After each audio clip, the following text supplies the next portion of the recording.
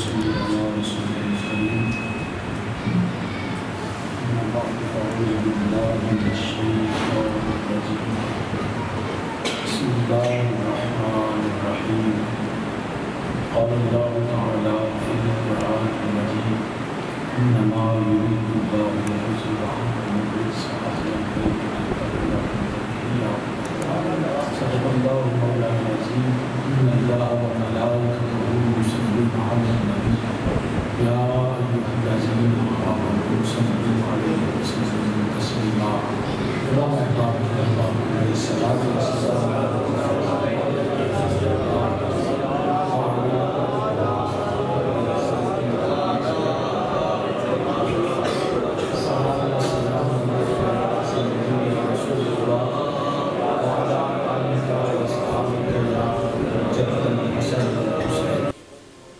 حمد و ثنا اللہ وحدہ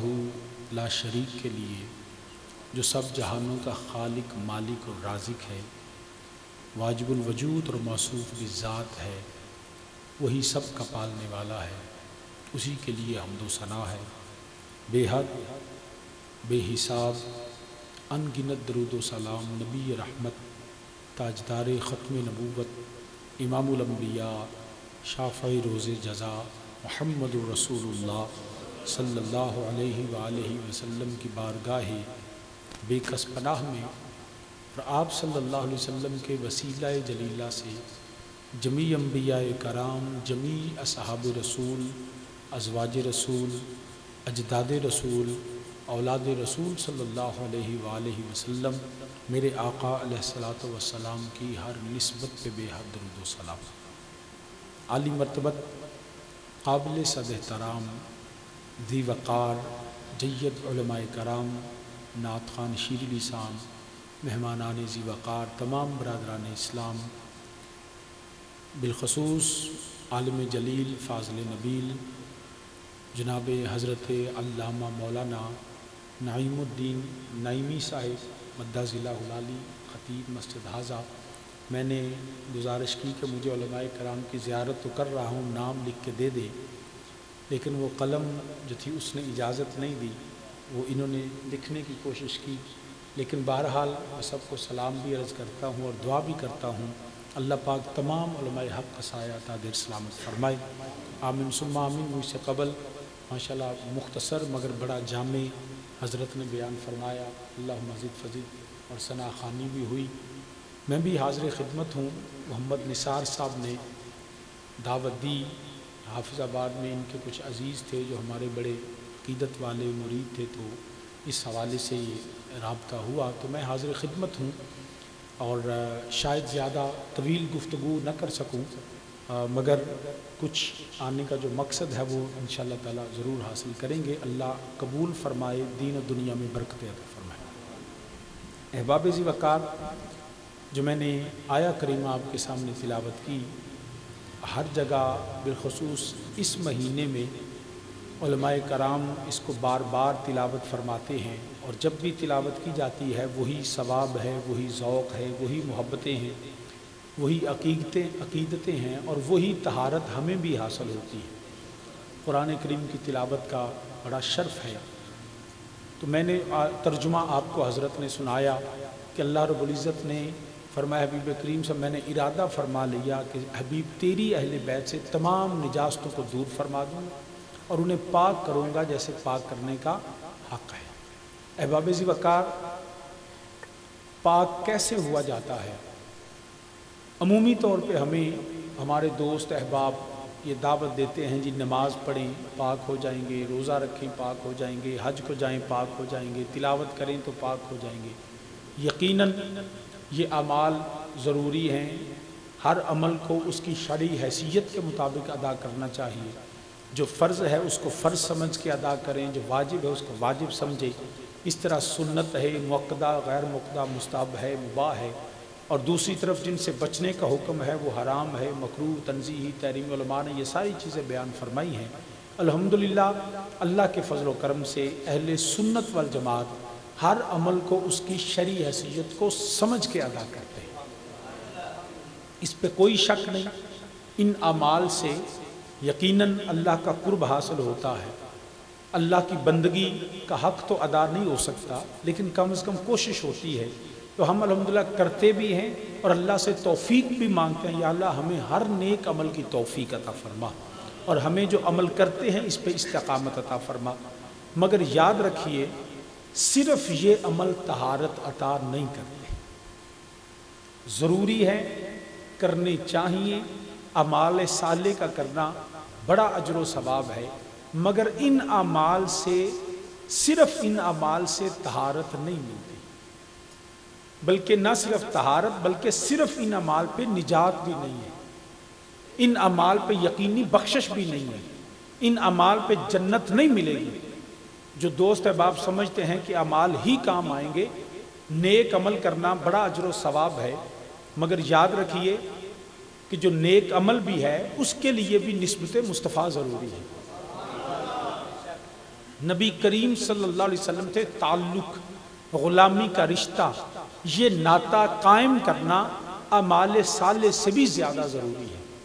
اگر صرف نیک عمل کام آئیں گے تو آقا علیہ الصلوۃ والسلام نے فرمایا سخی اللہ کا دوست ہے، سخی جنتی ہے، سخی کو جہنم کی آگ نہیں چھوئے گی۔ مگر آپ ادھر لاہور جائیں تو وہاں پہ ایک بہت بڑا ہاسپٹل جس کا نام ہے گنگا رام، اتنا بڑا ہاسپٹل وہ گنگا رام نے سخاوت کی، کوئی لکھ کے دے دے گنگا رام جنتی ہے۔ گنگا رام جنتی نہیں ہے، سخی۔ اسی طرح گلاب دیوی ہاسپٹل ہے وہ سخی، لیکن جنتی نہیں، نجات نہیں۔ میو ہاسپٹل بنا تو یاد رکھیے نیک اعمال کا بھی قبولیت کا سبب میرے مصطفیٰ کی ذات ہے۔ جب یہ نسبت نہ ہو تو کوئی عمل قابل قبول نہیں۔ تو ہم طہارت کے لیے بھی یاد رکھیے گا نیک عمل ضروری، نماز پڑھنا، بلکہ میں اگر اجازت دیں تو یہ کہنے کا حق رکھتا ہوں کہ نماز پاک نہیں کرتی، نماز پڑھنے سے پہلے پاک ہونا ضروری ہے۔ قرآن اس طرح پاک نہیں کرتا، قرآن کو چھونے کے لیے پہلے اپنے آپ کو پاک کرنا ضروری ہے۔ تو پھر اس کا مطلب ہے کہ پاکیزگی کا معیار کچھ اور ہے، طہارت کا معیار کچھ اور ہے۔ وہ کیا ہے؟ جو اللہ رب العزت نے اس آیہ کریمہ میں فرمایا انما یرید اللہ لیذھب عنکم الرجس اہل البیت۔ یا رب العالمین یہ تو اپنے نبی کے اہل بیت کو سند طہارت عطا فرما دی، میں نے پاک کر دیا۔ مولا وجہ کیا ہے؟ ان کی نمازیں، کیونکہ لوگ تو اعمال پہ بڑا زور دیتے ہیں۔ مولا ان کی نمازیں، ان کے حج، ان کی زکاتیں، ان کی تلاوت، ان کے صدقات، ان کے خیرات، یا الہی یہ اعمال کی وجہ سے تو نے طہارت عطا فرمائی۔ تو میرے اللہ نے فرمایا میں نے عمل کا ذکر ہی نہیں کیا، میں نے تو نہیں کہا کہ یہ اعمال کی وجہ سے ان کو طہارت مل گئی۔ یاد رکھ، میں ان کا کمپیریزن نہیں کروا رہا، تقابل نہیں کروا رہا کہ اہل بیت کے اور ہمارے اعمال کے۔ یہ بھی اہل سنت کا عقیدہ ہے کہ اہل بیت رسول صلی اللہ علیہ وسلم کے ایک عمل امت کے سارے اعمال سے اعلیٰ ہے۔ اہل بیت رسول صلی اللہ علیہ وسلم کا ایک سجدہ امت کے سارے سجدوں سے اعلیٰ ہے، مگر وجہ طہارت ان کے سجدے نہیں ہے، وجہ طہارت ان کے نمازیں، ان کے حجر اسود کو چومنا نہیں۔ مولا ان کی کیوں طہارت عطا فرمائی؟ فرمائی اس لیے فرمائی انما یرید اللہ لیذھب عنکم الرجس اہل البیت، ان کو اس لیے طہارت عطا فرمائی یہ میرے نبی کے گھر والے ہیں۔ تو پہلی فضیلت اللہ کی بارگاہ میں میرے نبی کے ساتھ نسبت ہے۔ یہ نسبت ٹوٹ جائے تو حج بھی قبول نہیں ہے، یہ نسبت نہ رہے کوئی عمل اللہ کی بارگاہ میں قبول نہیں۔ سو لہٰذا طہارت کا معیار اللہ نے میرے نبی کی ذات کو قرار دیا، اہل اس لیے پاک یہ نبی کے گھر والے ہیں۔ دوسرے مقام پہ میرے اللہ نے فرمایا والسابقون الاولون من المہاجرین والانصار والذین اتبعوہم بإحسان رضی اللہ عنہم ورضوا عنہ۔ فرمایا چاہے فتح مکہ سے پہلے کلمہ پڑھے چاہے بعد میں پڑھے، مہاجر ہو یا انصار ہو، فرمایا میں ان سے راضی ہوں۔ مولا تو نے رضا اتنی آسانی سے عطا فرما دی، لوگوں کی تو جو ہے وہ ہڈیاں گل جاتی ہیں، تیری رضا حاصل نہیں ہوتی۔ فرمایا میں عبادات سے رضا اس طرح دیتے ہی نہیں۔ یا رب العالمین تیرے نبی کے صحابہ نے وہ گنتی پوری کی تھی کہ جو جیسے آج کل بتاتے ہیں انی ورہ تو ایپ پڑھیں گا تو انج ہو جائے گا۔ مولا اس لیے تو نے ان کو راضی ہوا کہ ان کی وہ نمازوں کی تعداد پوری ہوئی، ان کے حج کی تعداد پوری ہوئی، انہوں نے اس نے نفل پڑھ لیے تو یہ مرتبہ رضا مل گیا۔ فرمایا میں نے ان کے اعمال کا ذکر ہی نہیں کیا، یہ تو ان کے نیک اعمال کا میں اس طرح ذکر نہیں کرتا۔ کتنے بدبخت ہیں لوگ جو ان کے ایسی خطاؤں کا ذکر کرتے ہیں۔ کیونکہ اہل سنت کا عقیدہ ہے صحابی معصوم نہیں ہے، خطا ممکن ہے، مگر میرے اللہ کی رضا جب ان کو مل گئی تو رب نے ان کی خطاؤں کا ذکر نہیں کیا۔ تم کیوں کرتے؟ تمہیں کیا حق ہے کہ میرے نبی کے اصحاب کی خطاؤں کا ذکر کرو؟ خطا ممکن ہے، مگر میرے اللہ کا طریقہ یہ ہے مصطفیٰ کے صحابہ کی خطاؤں کو دیکھتا ہی نہیں۔ اللہ نے ان کی خطاؤں کو نہیں دیکھا، اللہ نے فرمایا میں نے مصطفیٰ کے ساتھ اپنے نبی کے صحابہ کی وفاؤں کو دیکھا۔ اب جب اللہ نے یہ آیت اتاری، فرمایا جو بھی کلمہ پڑھے، سابق ہو، اول ہو، مہاجر ہو، انصار ہو، فتح مکہ سے پہلے پڑھے یا بعد میں پڑھے، فرمایا میں راضی ہوں۔ اب نبی کے اصحاب کے اس کے بعد بھی جو خطا ہو جائے، رب اس کو اپنی جو ہے بارگاہ میں خطا لکھتا ہی نہیں۔ رب اپنی بارگاہ میں وہ خطا لکھتا ہی نہیں۔ کیوں؟ فرمایا رضی اللہ، میں راضی ہو گیا، جو بھی کریں میرے نبی کے صحابہ پھر بھی جنتی ہیں، شرط صرف یہ ہے وہ رشتہ قائم رہے، رسول اللہ صلی اللہ علیہ وسلم سے نسبت قائم رہے۔ تو پتہ یہ چلا سجدوں سے، اعمال سے، رکوع سے، خیرات سے سب سے بڑھ کے میرے مصطفیٰ کی نسبت ہے۔ پاکیزگی، طہارت، ایمان، جنت،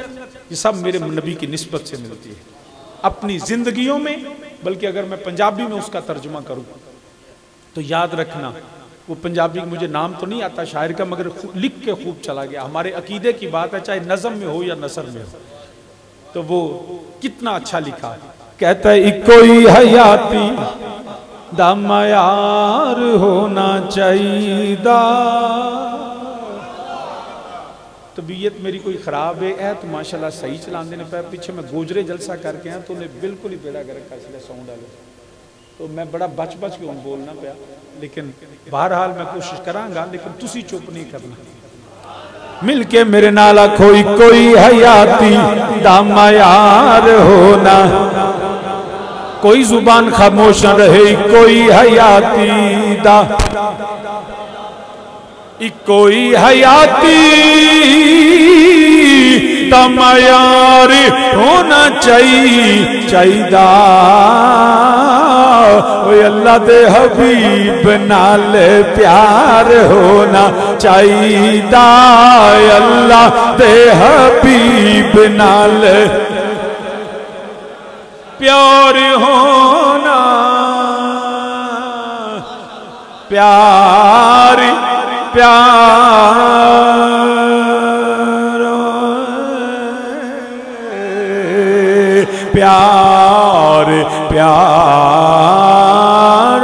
اللہ دے حبیب نال پیار ہونا۔ مل کے میرے نالا کوئی حیاتی دا معیار ہونا چاہیے دائی، کوئی حیاتی دا، تسی بھی پڑھ لو انہوں بھی ہاتھ لاؤ، کوئی حیاتی دا، کوئی حیاتی دا معیار ہونا چاہیے دا، اللہ دے حبیب نال، اللہ دے حبیب نال پیار ہونا۔ تو سامین جی وقار عرض کر رہا ہوں، رب ذوالجلال نے فرمایا انما یرید اللہ لیذھب عنکم الرجس اہل البیت ویطہرکم تطہیرا۔ فرمایا رب ذوالجلال نے میں نے اس لیے پاک کیا، یہ میرے نبی کے گھر والے ہیں، یہ نبی کے گھر والے ہیں، صرف اس نسبت کی وجہ سے۔ اسی لیے اہل سنت صرف اس نسبت پہ زیادہ زور دیتے ہیں۔ ہم اعمال کا انکار نہیں کرتے، مگر بنیاد نسبت اور عقیدے کو سمجھتے ہیں، اتنا فرق ہے بس۔ لوگ تو صرف عمل کی بات کرتے ہیں نا، تو عمل سے کچھ نہیں ملے گا، منہ پہ مار دیے جائیں گے یہ سارے اعمال اٹھا کے، تمہاری نبی سے نسبت نہیں، تمہارے دیکھیں نا، حج کرو جی پاک، یہ کرو، مگر رب العزت کی قسم کعبے کے اندر رہے، ساری زندگی کوئی گناہ نہ کرے، مگر میرے نبی سے نسبت قائم نہ کرے تو کعبے کے اندر بھی پلیت ہے۔ اگر کعبہ ہی صرف پاک کرتا یا مکے کی سرزمین پاک کرتی تو پھر ابو جہل پاک ہو جاتا، مکے میں رہنے والے، مکے میں پیدا ہونے والے، حتیم کعبہ میں تکیے لگا کے فیصلے کرنے والے، عدالتیں لگانے والا ابو لہب پاک نہیں ہو سکا۔ کعبے نے عتبہ، شیبہ، ولید و امیہ کو پاک نہیں کیا، یہ مکے اور مکے رہ کے بیت اللہ میں بیٹھ کے پاک نہ ہو سکے، ادھر یمن کے جنگلوں میں اویس پاک ہو گیا۔ یمن کے جنگلوں میں اونٹ چارنے والے اویس کرنی پاک ہو گئے۔ کون سی نسبت تھی؟ صرف میرے آقا سے محبت، عشق اور نبی کی اتباع، تو میرے نبی کی نسبت ہی پاک کرتی ہے۔ وَيُزَكِّيهِمْ قرآن نے بھی کہہ دیا، ورنہ اتنا کافی تھا جی قرآن آ گیا پاک ہو جائے۔ فرمایا نہیں، قرآن آ بھی جائے جب تک مصطفیٰ پاک نہ کرے۔ تزکیہ میرا نبی کرتا ہے احباب ذی وقار، اس لیے مکہ ہو مدینہ ہو نسبت مصطفیٰ سے ہی عزت ہے۔ مدینے میں عبداللہ بن ابی نمازہ بھی پڑھے، روزے بھی رکھے، حج بھی کرے، داڑھی بھی رکھے، پگ بھی بننے، قرآن میرے نبی دی زبان چو سنے، اصحاب رسول دے نال بیٹھا ہوئے، مسجد نبی دا نمازی عبداللہ بن ابی مدینے رہ کے پلیتے، ادھر حبش وچو آن والا بلال پاک ہے۔ اے مدینے رہ کے پلیتے، ادھر فارس وچو آن والا سلمان فارسی پاک ہے۔ وجہ کی ہے؟ تھاما پاک نہیں کر دیا، میرے نبی دی نسبت پاک کر دیا۔ ورنہ سلطان العارفین حضرت سلطان باہو رحمت اللہ تعالیٰ علیہ، وہ اچانک اس تو ذہن چاہے کہ جدو میں اترے نا امی پر بنگلے تو موٹر وے تو تے ساڑھے آجی صاحب تے علامہ کاری یاسین صاحب محمد ساکر صاحب تو داسن شاہ جی چوک اگے مدن پورا تو اس تو پہلا باہو چوک آئے، وہ پھر میں کہ ان باہو چوک جو لنگ کے چل لیا تو فیض تو میلی جاندے، تھاما پاک نہیں کر دیا۔ حضرت سلطان باہو رحمت اللہ تعالیٰ علیہ آپ فرمان دینے پہ ہوئے، تم میں کدی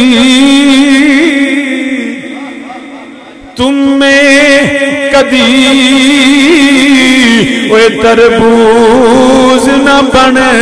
دے،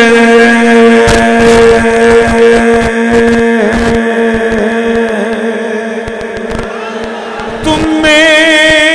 کدی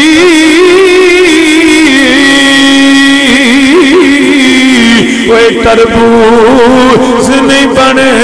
دے، پاویں توڑ مکے لے جائیے،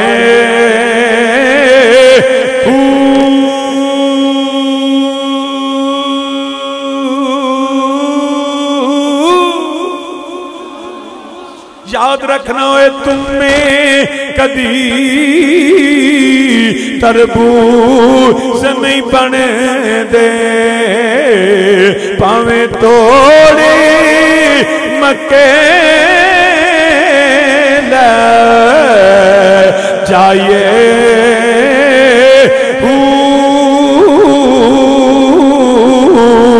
تے کان کدی اوے ہنیس نہ تھی ونے، کان کدی اوے ہنیس نہ تھی ونے،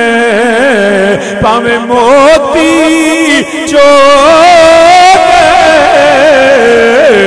چگائیے،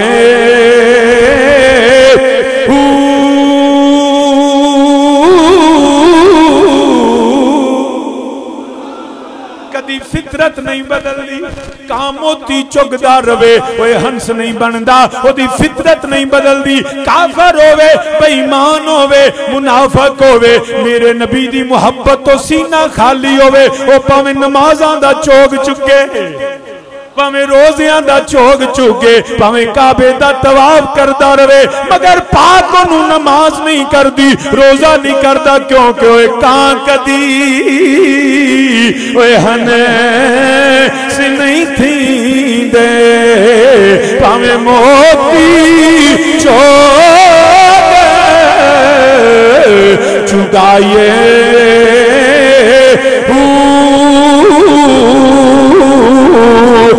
سپاں دے پتر اوے متر نہ ہونے، پاویں چلیاں دودھ،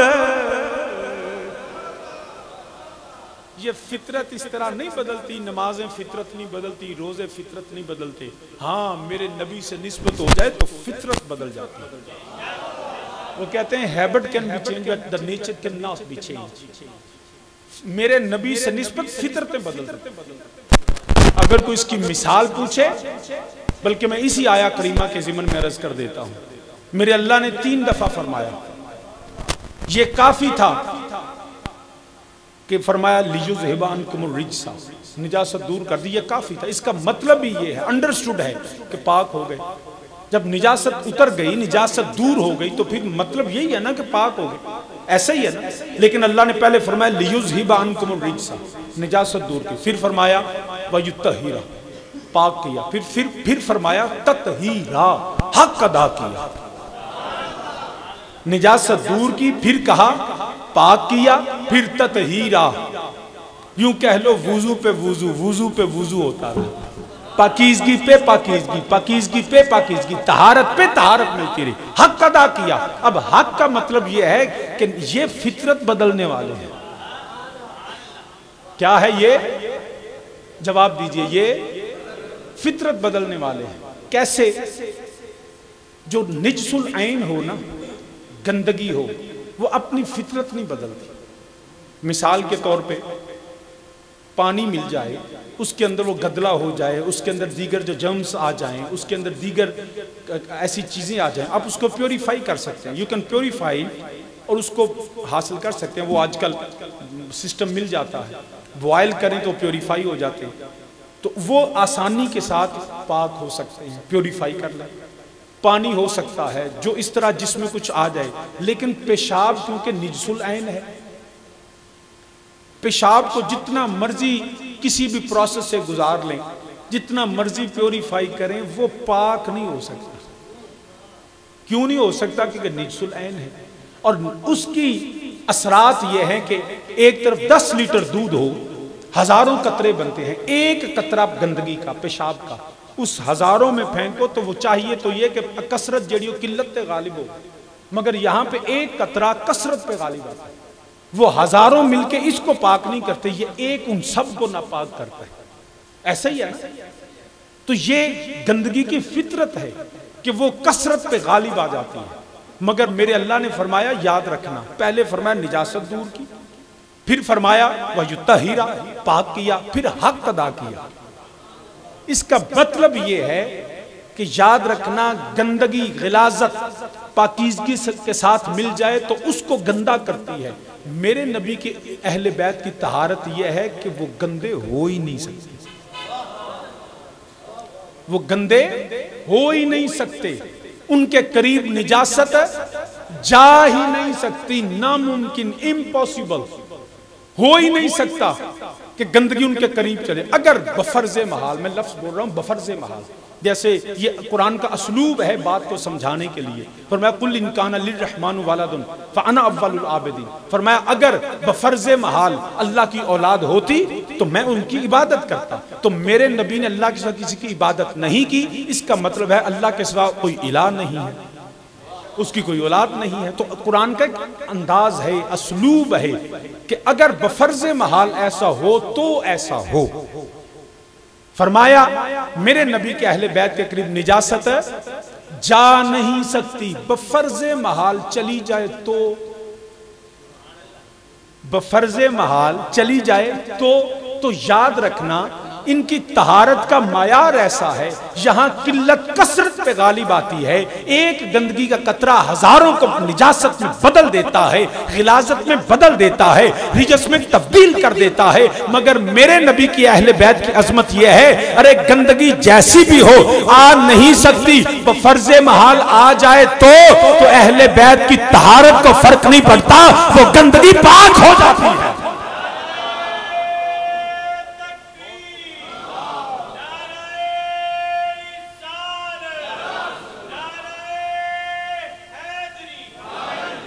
وہ نجاست اپنی فطرت بدل لیتی ہے،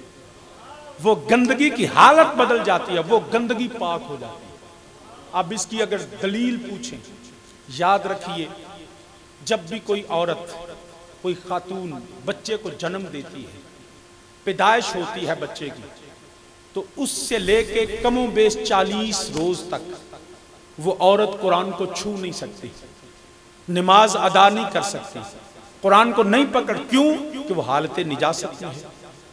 وہ اس کی حالت جو ہے وہ پاک نہیں ہے، سو لہٰذا قرآن کو چھو نہیں سکتی۔ مگر یاد رکھیے ہر عورت جس حال میں ناپاک ہوتی ہے، مگر ادھر اللہ نے حق ادا کیا، ادھر میرے اللہ نے حق ادا کیا، فرمایا نجاست دور فرما کے پاک کیا، پاک کر کے حق ادا کیا۔ مطلب جس حال میں ہر عورت ناپاک ہوتی ہے، مگر میرے پاک نبی کی پاک بطول بیٹی ادھر امام حسن المجتبی کی ولادت ہوتی ہے، ادھر مؤذن اذان دیتا ہے، میری سیدہ بستر سے اٹھ کے سر سجدے میں رکھ کے بتاتی ہے ارے سب بیبیاں ناپاک ہو جاتی ہے، میرے نبی کی بیٹی پھر بھی پاک رہتی ہے، وہ حالت بھی ان کی پاک ہے، جس حالت میں ہر بی بی ناپاک ہے، کیونکہ اللہ نے حق ادا کیا۔ حالت جنابت ہو، غسل لازم ہوتا ہے، کوئی شخص فرمائے شریعت مصطفیٰ صلی اللہ علیہ وسلم یہ خبردار مسجد میں نہیں آ سکتے جب تک غسل کر کے خود کو پاک نہ کرو، سخت گناہ ہے اس حال میں مسجد میں آنا، کوئی نہیں آ سکتا، چاہے کوئی متقی ہو، پرہیزگار ہو، ولی ہو، مولانا ہو، پیر صاحب ہو، شیخ صاحب ہو، خبردار کوئی نہیں آ سکتا۔ مگر جب میرے نبی نے حیدر کرار کو دیکھا نا، فرمایا علی تم اس حال میں بھی آ سکتے ہو کہ یہ حالت بھی تجھے ناپاک نہیں کر سکتی، یہ حالت بھی تجھے ناپاک نہیں کر سکتی۔ یہ تو علی المرتضیٰ ہیں، یہ تو سیدہ زہرا سلام اللہ ہے، میرے نبی کی ولادت ہوتی ہے تو سیدہ آمنہ فرماتی ہیں خراج منی نور، گندگی تب بھی نہیں تھی، گندگی تب بھی نہیں تھی، لیذہب عنکم الرجس۔ یہ تو حضرت نے صرف وقت کی قلت کے باعث صرف ازواج رسول کا بتایا نا، ہمارا تو عقیدہ ہے میرے نبی کی جد بھی پاک ہے، میرے نبی کی ازواج بھی پاک ہے، میرے نبی کے اصحاب بھی پاک ہے، میرے نبی کی اولاد بھی پاک ہے، میرے نبی تو جس جگہ پہ قدم رکھ گئے وہ جگہ پاک ہے۔ حاضرین ذی وقار، اب اگر میں نسبت سے مدینے کی طرف چلا جاؤں تو بات طوالت میں چلی جائے گی، یاد رکھیے گا میرے نبی کی نسبت ہی پاک کرتی ہے، جد بھی، ازواج بھی، اور یہ میں صرف ایسے نہیں کہہ رہا، ان کو اہل بیت میں شامل جان کے کہہ رہا ہوں، یہ سارے اہل بیت ہیں، ازواج بھی اہل بیت، اولاد بھی اہل بیت، لیکن وقت نہیں میں صرف اصحاب کی بات کر دوں، وہ کیسے اہل بیت؟ کچھ ہوتے ہیں اہل بیت نسب، کچھ ہوتے ہیں اہل بیت سکونت، حکمن شامل فرما لیا، جیسے حضرت سلمان فارسی رضی اللہ تعالیٰ، میرے نبی نے فرمایا یہ میری اہل بیت ہے، اب نسب تو نہیں ہے، حکمن شامل فرما لیا۔ اس میں یہ بھی عرض کروں کتنا بدبخت ہے وہ شخص جس کو نبی علیہ السلام ایک دفعہ فرما دیں علیہ السلام کہ یہ سلمان میری اہل بیت ہے، اس کے شان میں قصیدے پڑھے جائیں، جس کو ایک دفعہ نبی نے کہا یہ میری اہل بیت ہے، جس کو نبی نے 3 دفعہ کہا ہاں عائشہ بنت ابو بکر مجھے قبول ہے، مجھے قبول ہے، اس کی بات ہی نہیں کرتے۔ احباب ذی وقار یاد رکھیے، میں آپ کو ایک مثال سے یہ بات سمجھاتا ہوں اور اسی بات پہ کوشش کروں گا اکتفا کر لوں، ایک دو فضائل کی بات کر دوں گا۔ نبی میں یہ پیچھے عید الفطر گزری، عید الفطر آپ نے الحمدللہ دیکھی ہوگی، پریشان اس لیے ہیں کہ نہیں ملی، ہاں نہ بات تو پھر وہی آ گئی نا کہ وہ مولانا صاحب تھے کو میری طرح نہ کو عالم تھے نہ کو واعظ تھے، تو اب ان کو آتی جاتی چیز کو نہیں تھی، تو انہوں نے کہا جی ہاں جی پہلے جڑا مولانا بیان کیتا ہے تانوں سمجھ آ گئی ہے، انہاں کہا جی آ گئی، انہاں کہا میری لوڑ ہی کو نہیں، گل تو انہاں کر چھڑی، تو جے تسی آکو نہیں آئی تو جے انہاں دے نہیں آئی تو میری کتھوں ہونی تو گل تو یہی ہے نا۔ اور عید الفطر دیکھی، اس کو عید الفطر کیوں کہتے ہیں؟ فطرانہ دیا جاتا ہے، جب آئی نا تو میں مولانا کو سنیا بھی فطرانہ دئی دا، میں کہا چلو حساب لایا، کنہ دا دینا جناب؟ انہاں کہا جی اہل بیت دا دینا،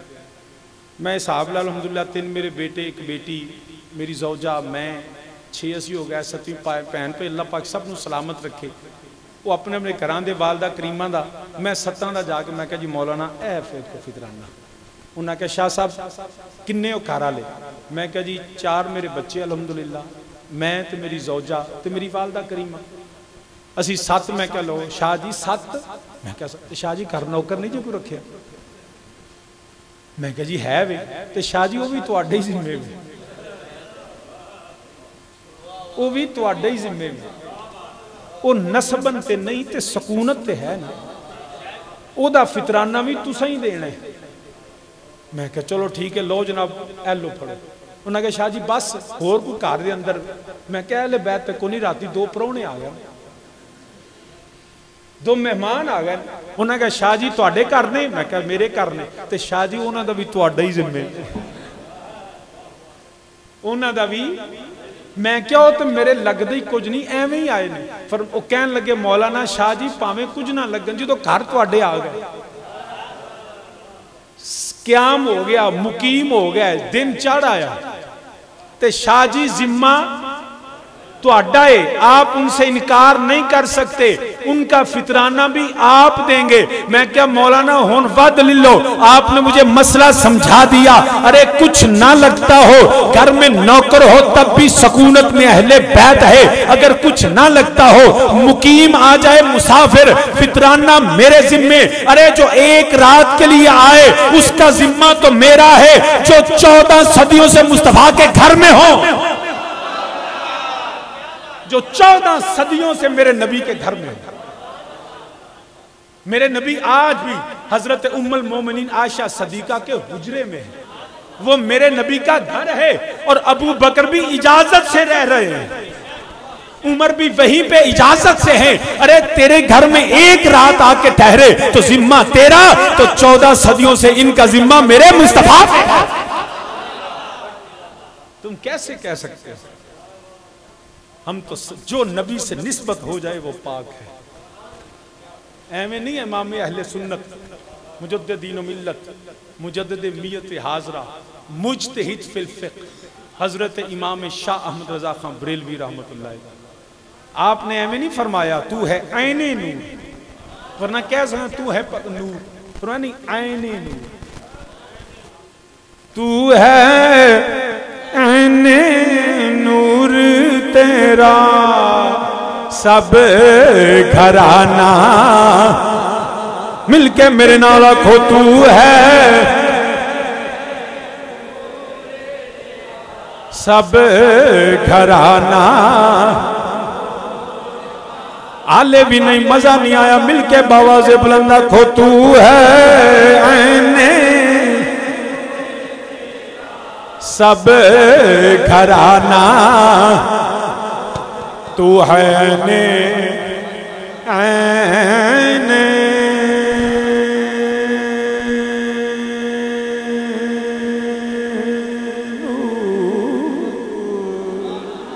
عین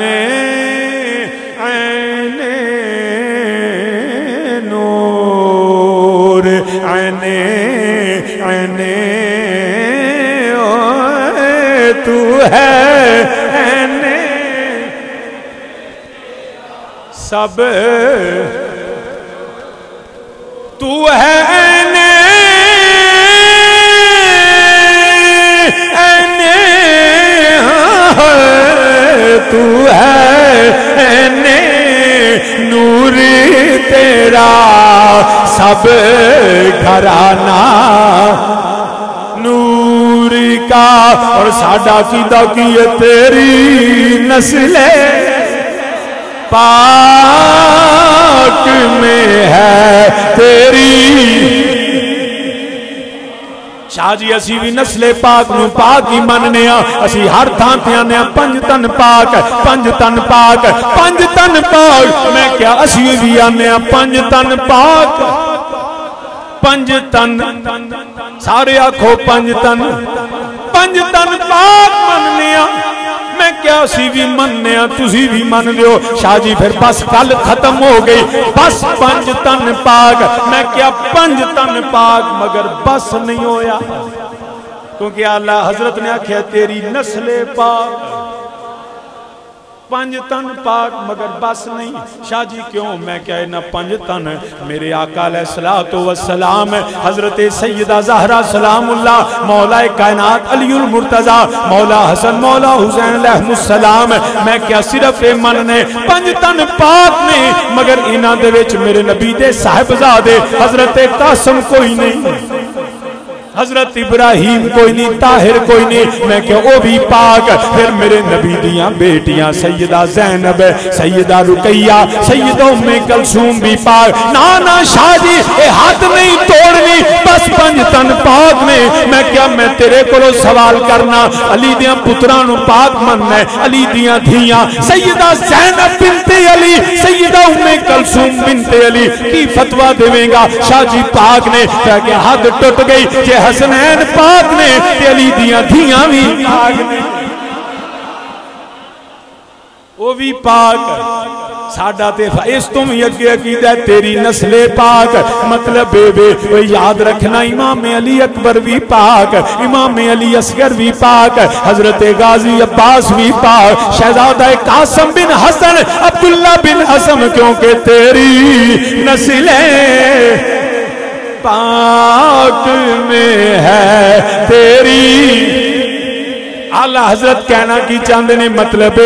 مولا حسن پاک مولا حسین پاک امام زین العابدین امام باقر امام جعفر صادق امام موسیٰ کاظم امام علی رضا امام محمد تقی امام علی نقی حسن عسکری آخری سید امام مہدی تک میرے نبی تو لے کے امام مہدی تک تیری نسلیں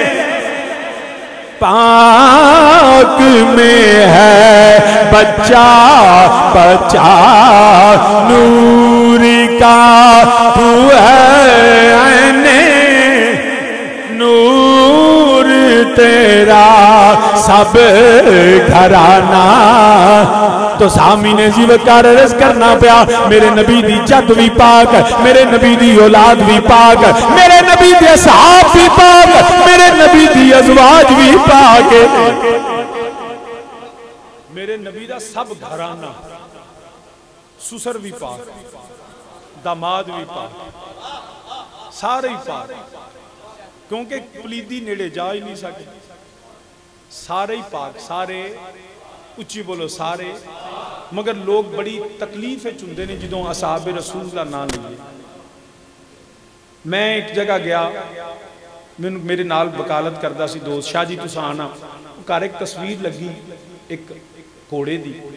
میں نے کہنے شاہ جی دیکھو نا اسی مننے نے اہل بیت ہوں اے ویکھو حضرت مولا حسین دا کوڑا تسی نہیں من دے میں کہ رب دی عزت دی قسم مننے میں نہیں انکار کرتا شاہ جی کی میں کیا اصلی ہوئے پیر پھڑ لا میرے نبی علیہ السلام دی جس اونٹنی تے سونا سوار ہویا ادبا او دا ناسی جدو مر گئی سیابہ سٹی نہیں احترامن دفن کر چھے کہ میرے کریم آقا دیتے سوار ہوئے نے مگر میں اس چکر چی نہیں پہندہ اگر میرا دوست وانے نا شبید احترام کرو میں کیا میں تیار ہاں شرط ایک کے کی میں کیا عزت کیوں میں مولا حسین دی سواری اصل نہیں او دی یہ شبید تے اتنا احترام ہے میں کیا میں تیرے پیچھے ایک کرنا آستے تیار ہاں ضرور کرنا جدے تے مولا حسین سوار ہو اس شبید دا اینا احترام ہے جتے حسین دا نانا سوار ہو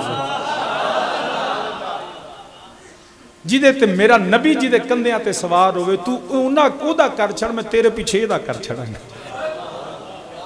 رولا ہی میں کیا مکا دیں گا کم ہی ختم میں کیا اسی اینا کو میں علماء نو سمجھا لائیں گا کوئی گل نہیں مان لینے مگر پہلی شرطے بھی ساڑھی اصل جڑا اختلاف ہے نا وہ عمل تے نہیں عقیدے تے عمل تے پھر چلو تھوڑا بہت غلطیاں کتائیاں بندیاں کو ہوئی جاندی ہے تو سامین زی وقت یاد رکھنا ہم نبی کی ہر نسبت کا احترام کریں وہ نسبت کلمے کی ازواج کی اولاد کی اصحاب کی جس کی بھی نسبت میرے مصطفیٰ سے ہو ہم اسیدے سارے دا احترام کرنے والے آج کیونکہ ذکر شہزادہ گلگوں کا بعد آئے اج ذکر مظلوم کربلا دائے، اج ذکر جڑا جان سیدہ زہرا دائے، علی المرتضی دے لال دائے، اج ذکر مولا حسین دائے جڑا میرے نبی دے کندیاں تے سوار ہون والے۔ کیویں میں مولا حسین دی عظمت بیان کراں؟ میں تے صرف یہ آنا پھر کہ بات کر گئے وہ کیا حسین، بات کر گئے وہ کیا حسین، خواجہ معین الدین، بات کر گئے وہ کیا حسین، خواجہ معین الدین، کہ دین کی پناہ حسین ہے، شاہ بادشاہ حسین ہے، مل کے کہو دین کی پناہ، ہاں دین کی پناہ، شاہ است حسین، شاہ است حسین، بادشاہ است حسین، دین است حسین، دین پناہ است حسین، سرداد نہ داد، دست در دست یزید، حقہ کے بنا لا الہ است حسین، دین کی پناہ حسین، شاہ بادشاہ حسین ہے، شاہ بادشاہ، میرا بادشاہ حسین ہے،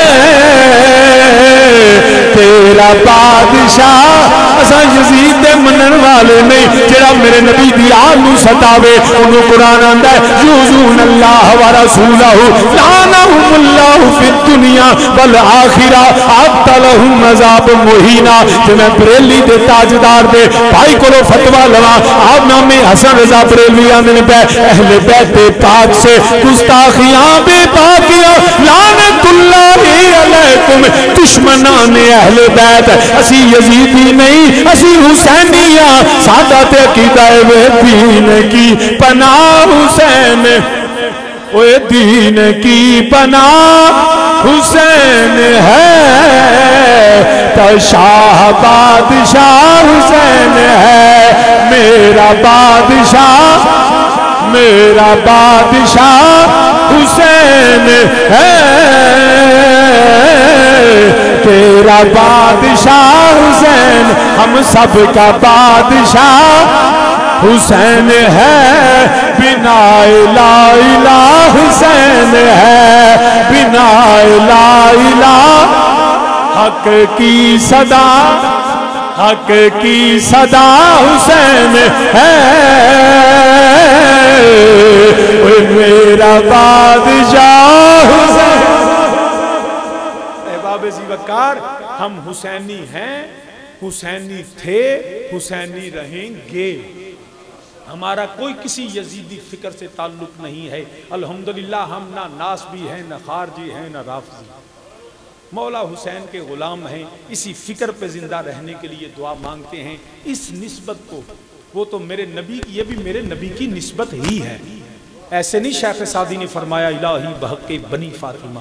کہ برقول ایمان کنی خاتمہ، اگر دعوت امرد کنی ور قبول، منو دست و دامان آل رسول۔ یہ نسبت ہی تو روز قیامت کام آئے گی، یہ نسبت ٹوٹ گئی سمجھو ڈوب گیا، غرق ہو گیا، برباد ہو گیا۔ میں حاضرین زیوکار اور بھی بیان کرتا، مگر شہادت بھی ایک تو کافی تھکا ہوں، دوسرا کیونکہ یقیناً ذہنی طور پہ بھی تیار نہ تھا، وہ ٹچ نہیں ہوندی، پوری ہوندی ہے، لیکن میں عرض کرتا ہوں، دیکھیں میری رسول ہے، پتہ ہوندی نہیں، امام علی مقام پہ ظلم ہوا، آپ شہید ہو گئے، ٹھیک ہے نا، ایسے نہیں ہوتا۔ عرض سن لو میری، پتہ کہ او دے آستے نا ایک کیفیات ہوندیاں نے، شہادت جڑا اللہ نے فرمایا نا کہ او رونا جڑا علماء کچھ فرما رہے ہیں جڑا قوم نو سمجھ نہیں، وہ جڑا نا مکاری نال اس طرح رونا، وہ دے تو من ہے، سن لو گل، سن لو نا گل، یہ بھی یاد رکھنا، جڑا کچھ ایسا سوشل میڈیا تے چل دا پیا ساڈے بزرگ علماء دا، قوم سمجھی نہیں، جزا و فضا سے اللہ حضرت نے منع کیا۔ میں نے پورا فتوہ پڑھا ہے وہ فتاوی رضویہ میں سے، یاد رکھیے بے صبری کا اظہار کرنا، شریعت کی جو حدیں ہیں ان کو توڑ کے ریاکاری کے ساتھ، مکاری کے ساتھ یہ رونا، اس کو منع کیا گیا۔ ورنہ میرے نبی علیہ السلام خود فرمایا، جب آپ کی صاحبزادی کے صاحبزادے کا وصال ہوا، عبد الرحمن بن عوف رضی اللہ تعالیٰ ساتھ تھے، میرے نبی کی آنکھوں میں آنسو تھے، حضرت عبد الرحمن بن عوف رضی اللہ عنہ کی یا رسول اللہ آپ بھی روتے ہیں؟ میرے نبی نے فرمایا دل کا غم اور آنکھ کے آنسو اللہ کی رحمت ہے۔ تو کسی کی یاد میں غم میں رونا شریعت نے منع نہیں کیا۔ حضرت سید الشہداء امیر حمزہ رضی اللہ عنہ کی شہادت کے صرف 3 دن نہیں، میرے نبی ساری زندگی یاد کر کے روتے تھے۔ سوگ اور چیز ہے، دل کی کیفیت اور چیز ہے۔ تو حضرت سید الشہداء امیر حمزہ کی یاد میں میرے نبی جاتے تھے حضرت سید الشہداء کے مزار پر، جا کے گریا کو ہوتی تھی، آنکھ سے آنسو بہتے تھے، بلکہ حضرت واشی کو فرما دیا میرے سامنے نہ بیٹھا کرو، مجھے وہ غم ستاتا ہے۔ تو غم ہو جانا اور غم کے لیے ایکٹنگ کرنا، یہ 2 مختلف چیزیں۔ بات سمجھ آ رہی ہے؟ تو اس لیے اسی طرح سیدہ زہرا سلام اللہ 6 مہینے تب تک آپ کا وصال میں میرے نبی کے غم میں روتی رہی۔ کسی نے کوئی فتویٰ، آپ سیدہ زہرا سے زیادہ کوئی دین کو سمجھے گا؟ حضرت بلال پاک سے پوچھ لیجئے آپ نے مدینہ کیوں چھوڑا؟ میرے نبی کے غم میں، غم مصطفیٰ میں، ہجر مصطفیٰ میں۔ اے بلال اذان کیوں نہیں دیتے؟ فرمایا جس کو دیکھ کے دیتا وہ نظر نہیں آتا۔ غلام فریدہ اتھے کی وسنا جتھے یار نظر نہ آتا۔ اللہ حضرت کو تو اپنی ہدایت کے بخشش پڑھیں، جگہ جگہ میرے مصطفیٰ کے غم میں روتے ہیں۔ تو یہ رونا، تو اس لیے یہ جو کیفیات ہیں جو فطرتی ہیں، رونا، حضرت امام زین العابدین سے عرض کی جناب آپ تو ساری زندگی مسکراتے ہی نہیں، رو رہے ہیں۔ فرمایا حضرت یعقوب کا ایک بیٹا گیا تھا، 40 سال غم میں رو رو کے آنکھیں نابینا ہو گئیں، فرمایا میرے تو سارے چلے گئے۔ تو یہ اور چیز ہے، علماء نے جو بیان کیا وہ قوم سمجھ نہیں سکی، وہ خاصاں دیگل عامہ کے نہیں مناسب کرنی۔ بات یہ تھی کہ وہ غلط، ہاں اتنا میں ضرور کہوں، یہ جو نکاح کا مسئلہ چلا رہے ہیں نا کہ جی محرم میں نکاح حرام ہے، کبھی اہل سنت کا یہ موقف نہیں رہا کہ نکاح حرام ہے، بالکل نکاح حرام نہیں ہے، مگر احترام اور حیا کا تقاضا یہ ہے، یہ بے حیائی ہے۔ دیکھیں نا، اتفاق سے ایسا ہو جائے تو الگ بات ہے، لیکن اس نیت سے کہ یہ لوگ جو ہیں محبت حسین میں رو رہے ہیں اور میں نکاح کروں گا۔ مجھے ایک دوست نے کہا، میں نے کہا جس دن تیرا باپ مرے گا نا اس دن بیٹے کا نکاح کرنا، تجھے پتہ چلے گا۔ کہندے شاہ جی پیو مرے ہے، تو میں کیا پیو دے احترام میں نکاح نہیں کردا تے مولا حسین دا کوئی احترام نہیں۔ مجھے تو پچھلے دنوں کارڈ آیا، میں نے کہا لے کے دفع ہو جاؤ کہ محرم میں مجھے دعوت دینے آئے ہو۔ حرام نہیں سمجھتے مگر بے حیائی سمجھتے ہیں۔ کچھ ایسی بات ہے کہ احترام کے کچھ تقاضے ہوتے ہیں، اس لیے میں بالکل یہ جو نان ایشو کو ایشو بنایا جا رہا ہے نا، اس مسئلے کی ضرورت نہیں تھی۔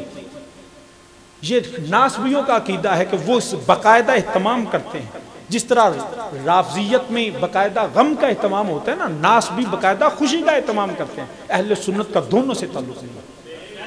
ہم توازن کے ساتھ عقیدے کے ساتھ چلتے ہیں۔ اس لیے میں اس کو بھی بے حیائی سمجھتا ہوں، اور وہ لوگ جو اس کو ایشو بنا رہے ہیں، تقریریں میں دیکھ رہا ہوں ہو رہی ہیں جی نکاح جائز ہے، بھئی اس پہ تو ایشو ہی نہیں ہے کہ ناجائز ہے۔ کب کسی اہل سنت کا 1400 سال سے کبھی یہ موقف نہیں رہا۔ حرام نہیں کہتے مگر کوئی شرم ہوندی ہے، کوئی حیا ہوندی ہے، بس اتنی سی بات ہے۔ اگر کسی کی شرم اتر گئی ہے تو پھر میں انہوں کی آکھا۔ یہ حیا، احترام، تقدس، روزیاں بھی منع کو نہیں، کدی کسی ولیمہ کیتا ہے؟ مسافر تے کوئی روزہ نہیں نہ ہوندا، چھٹی کر لوے کوئی پکڑتے نہیں علماء کرام، مگر کسی آکھا جی حافظ آباد برات فیصل آباد ہونی، یار براتی نے نا روٹی دے دیو دنے، وہ آندھے نہیں شرم بشرما شرم نہیں ہوندی، روزیاں دا بھی نہیں جائز ہے، کردہ کوئی نہیں۔ بس یہی بات ہے، ان چیزوں کو ایشو نہ بنائیں، خارجیت اور ناسبیت اس سے پھیلے گی۔ محرم میں نکاح کی ترغیب دینا میں بغیرتی سمجھتا ہوں، اس لیے ان چیزوں کو سمجھیں۔ انشاءاللہ زندگی رہی تو پھر آؤں گا اور تفصیلی انشاءاللہ، اس دن بارش بھی نہیں ہوگی، انشاءاللہ کی رحمت ہوگی، تو پھر انشاءاللہ واقعہ شہادت بھی پڑھوں گا۔ اور آج میری طبیعت بھی صحیح بات ہے کہ کافی، کیونکہ مسلسل سفر اور دو گھنٹے سفر، اس کے بعد سارے، تو انشاءاللہ یار زندہ صحبت باقی، وما علیہ الا البلاغ المبین۔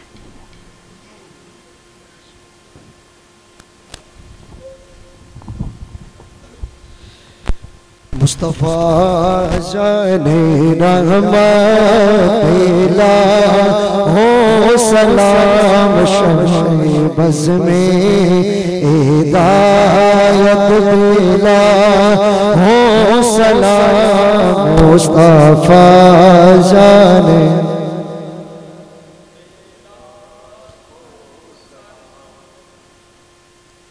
شمع بز میں ہدایت پیدا ہو سلام، مصطفیٰ جان رحمت لا،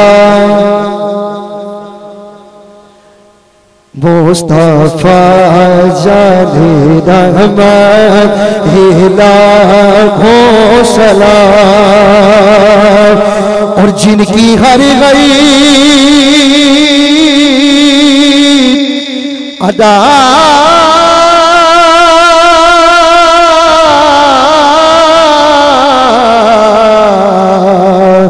سنت مصطفیٰ، جن کی ہر غریب ادا سنت مصطفیٰ، جن کی ہر غریب ادا سنت مصطفیٰ، ایسے پیر طریقت پہ لاکھوں سلام، مصطفیٰ جان رحمت، مل کے پڑھ لو، شمع بز میں ہدایت پہ وہ حسین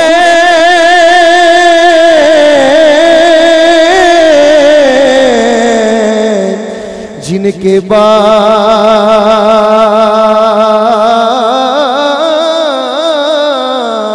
علی، وہ حسین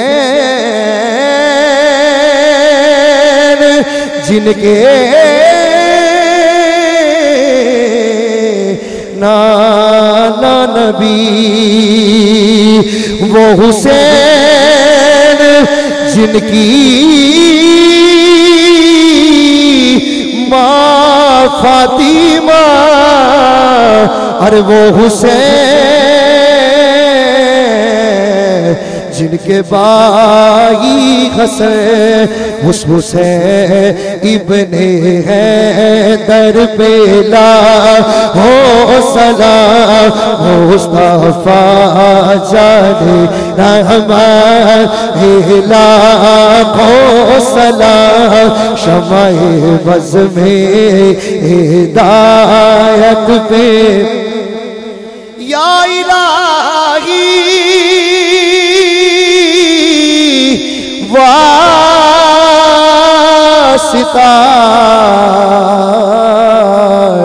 آل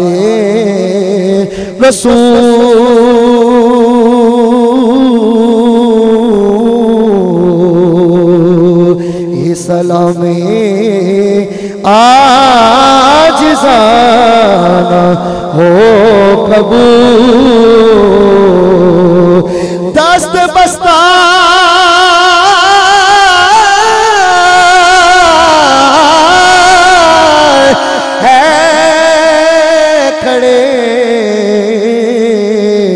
آقا حاضر غلام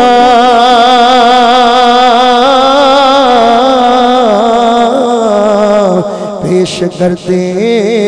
ہیں، غلام السلام۔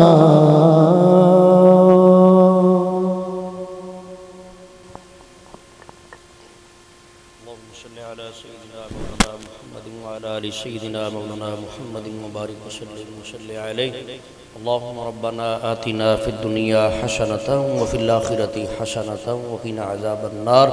وادخلنا الجنة مع الأبرار يا عزيز يا غفار يا رب العالمين. ربنا تقبل منا إنك أنت السميع العليم وتب علينا إنك أنت التواب الرحيم.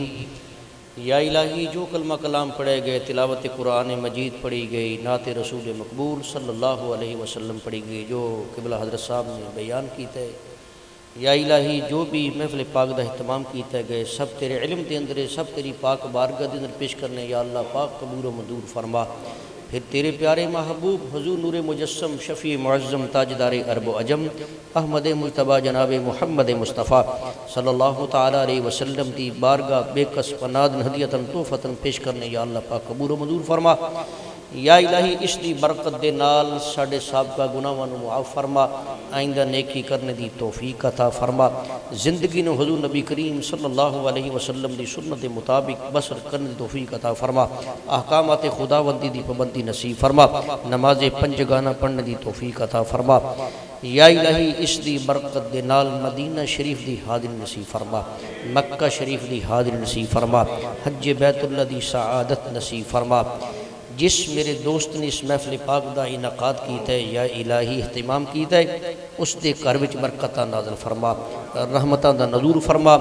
جڑے دوست محفل پاک وچ شرکت کر رہے ہیں، یا الہی سب دے گھر وچ برکتاں نازل فرما، رحمتاں دا نزول فرما، دن دگنی رات چگنی ترقی عطا فرما۔ جناب بھائی نثار احمد صاحب انہاں دے بھائی جان اور انہاں دے والد گرامی، یا الہی انہاں دی بخشش فرما، جنت الفردوس وچ اعلیٰ ترین مقام عطا فرما۔ جتنے احباب اس جامع مسجد دے اندر موجود نے، انہاں دے جو عزیز و اقارب بہن بھائی ماں باپ بچے بوڑھے جوان اس دنیا تو کوچ کر گئے نے، یا الہی سب دی بخشش فرما۔ میرے والد گرامی، میرے بھائی جان، میرے دادا جان، دادی جان، یا الہی سب دے درجات کو بلند فرما۔ جناب ڈاکٹر محمد لطیف صاحب انہاں دے بھائی جان اور انہاں دے والدہ محترمہ، یا الہی انہاں دی بھی بخشش فرما۔ جناب حضور پیر سید عاشق حسین شاہ صاحب بخاری رحمت اللہ تعالی علیہ، یا الہی انہاں دے درجات کو بلند فرما۔ یا الہی جتنے بھی موجود نے دوست احباب، جو بھی انہاں دے دل دی نیک تمنائیں محفل میلاد دی برکت دے نال سب دیاں دل دیاں نیک تمناواں نوں پورا فرما۔ ٹھیک ہو جی۔ ایک بزرگ نے انہوں دی نواسی بیمار ہے، اللہ کریم انہوں صحت و تندرستی والی زندگی عطا فرما۔ یا الہی سب نو صحت و تندرستی والی زندگی عطا فرما، جملہ بیماران نو صحت و تندرستی عطا فرما۔ یا الہی سب دیاں پریشانیاں نو دور فرما، سب دیاں تنگ دستیاں نو دور فرما، سب دے قرضیاں نو دور فرما۔ یا الہی حضور نبی کریم صلی اللہ علیہ وسلم دی ساری امت دی بخشش فرما، ساڈا محفل پاک وچ آنا جانا قبول و منظور فرما۔ وصلی اللہ تعالی علی خیر خلقہ و نور عرشہ و زینت فرشہ محمد و علی آلہ و اصحابہ اجمعین برحمتک یا ارحم